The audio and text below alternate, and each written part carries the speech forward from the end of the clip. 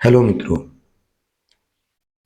आज हम फिर एक पंचतंत्र की नई कहानी लेकर आए हैं जिसका शीर्षक है गाय और शेर। तो कहानी शुरू करते हैं। एक पहाड़ी के नीचे रामगढ़ नाम का एक गांव था।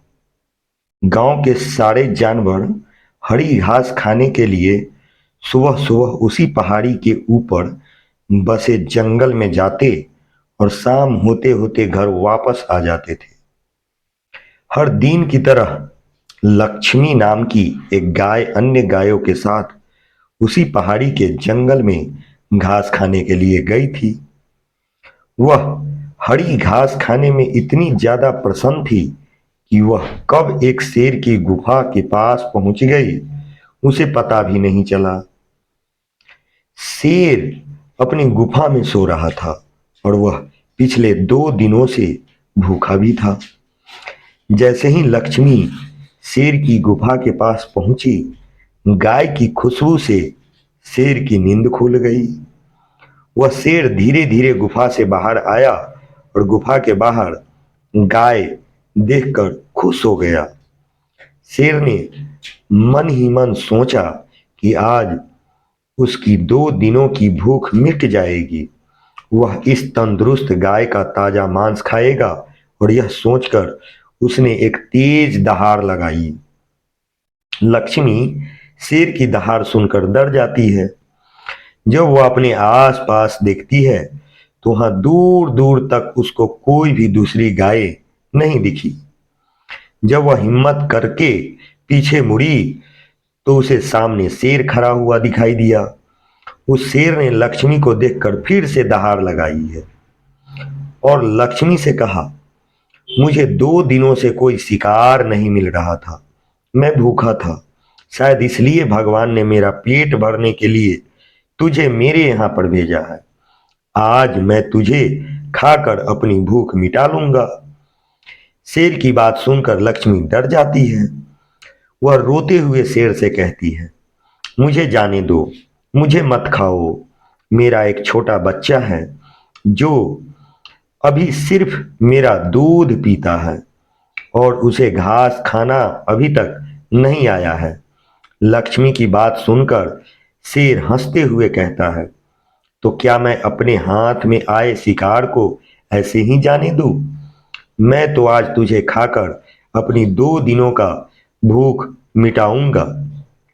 शेर के ऐसा कहने पर लक्ष्मी उसके सामने रोने लगी और विनती करते हुए कहती है कि आज मुझे जाने दो।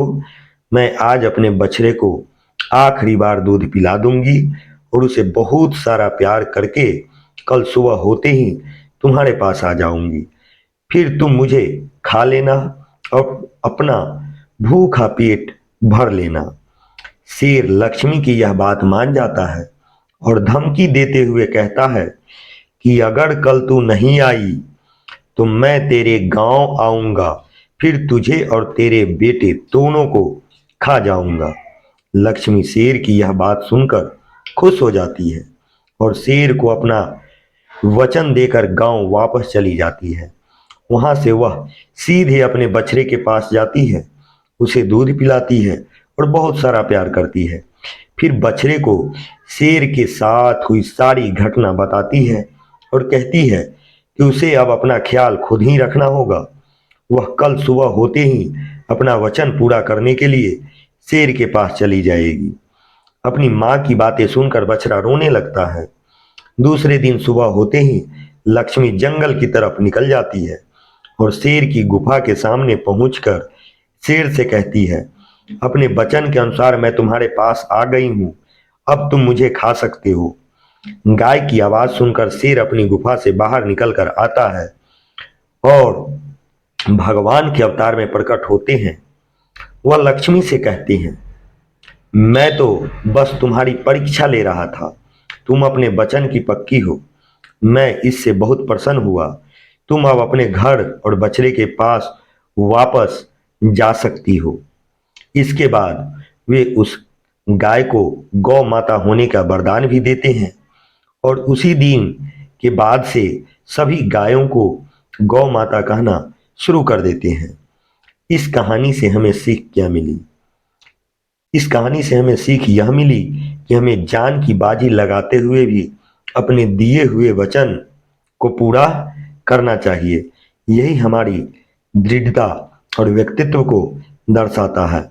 इसलिए कहा जाता है, रघुकुल रीत सदा चली जाई, प्राण जाई पर वचन न जाई।